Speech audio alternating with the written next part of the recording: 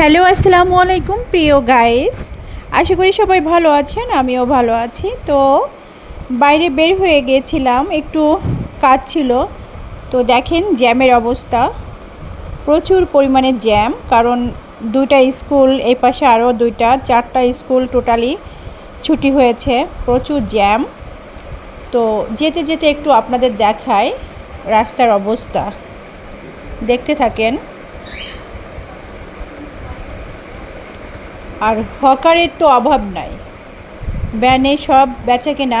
আজকাল বাজার থেকে, ভ্যানগুলা থেকে বেশি মানুষ কেনাকাটা করে। দেখেন এখানে পেঁপে আর পেয়ারা এই ভ্যানটায় বিক্রি হচ্ছে। স্কুল থেকে যাওয়ার পথে গার্ডিয়ানে এখান থেকে কিনে বাসায় নিয়ে যাচ্ছে, বাজারে যাওয়ার আর প্রয়োজন হয় না।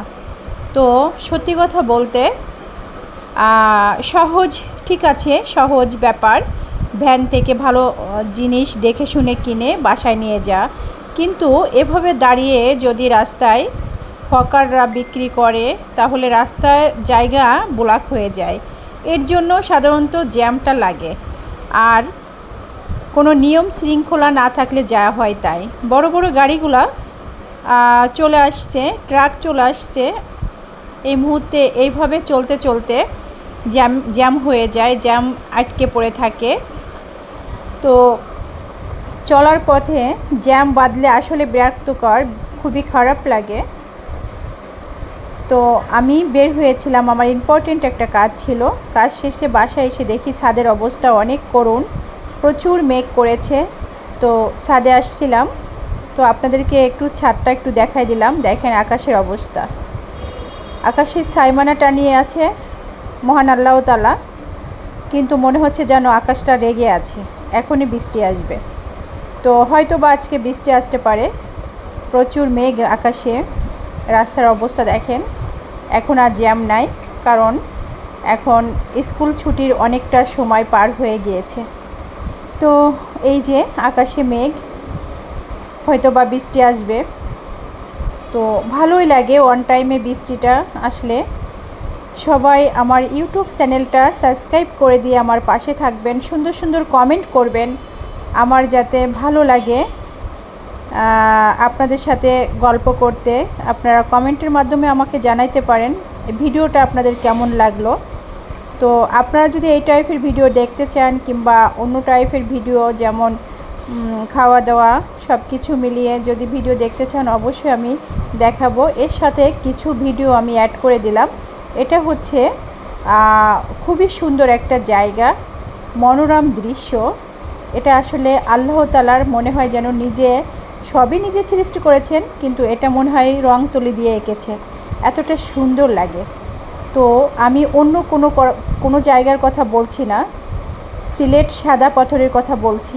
দেখেন মনোরম একটা দৃশ্য, কতটা সুন্দর, তাই না? মনে হচ্ছে রং তুলি দিয়ে এই জায়গাটা আর্ট করে রেখেছে। মহান আল্লাহ তাআলার কতটা সুন্দর, এক একটা জায়গায় এক এক রকম সৌন্দর্য এঁকে রেখেছে মনে হচ্ছে। তো নিচেই আপনার সমুদ্র, উপরে আকাশের ছাউনি, আর সাইড দিয়ে পাহাড়গুলা একাকার হয়ে আছে, খুবই সুন্দর লাগছে দেখতে। এত সুন্দর একটা মসজিদ এখানে, খুব সুন্দর মনোরম একটা দৃশ্য। এখানে গেলে আসলেই মনটা ভরে যায়, খুবই সুন্দর মনোমুগ্ধকর একটা জায়গা।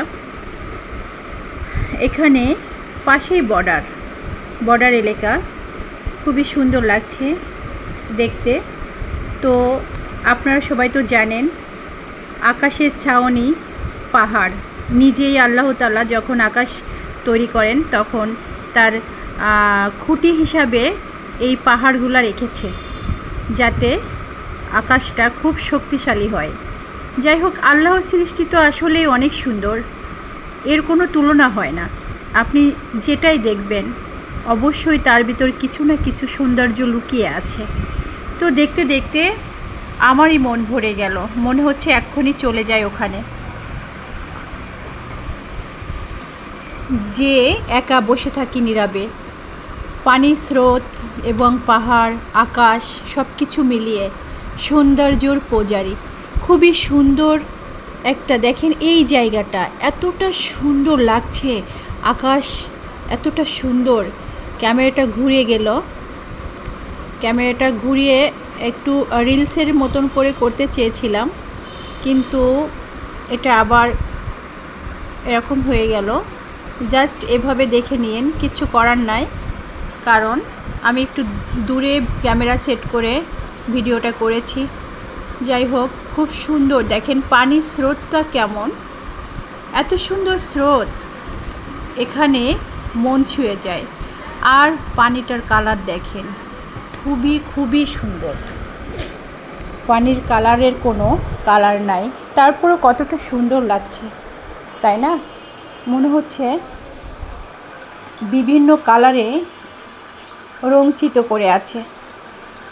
নুড়ি পাথরগুলা ঢেউ খাচ্ছে ঢেউর সাথে। কত দর্শক দেখেন এখানে, সবাই ঐতিহ্য দেখতে এসছে সাদা পাথর। একটাই নাম সাদা পাথর। আসলেই কক্সবাজার এবং অন্য অন্য সমুদ্র সৈকতে যারা যান, আমরাও গিয়েছি, তো এই সৌন্দর্যর সাথে ওই সৌন্দর্য আলাদা।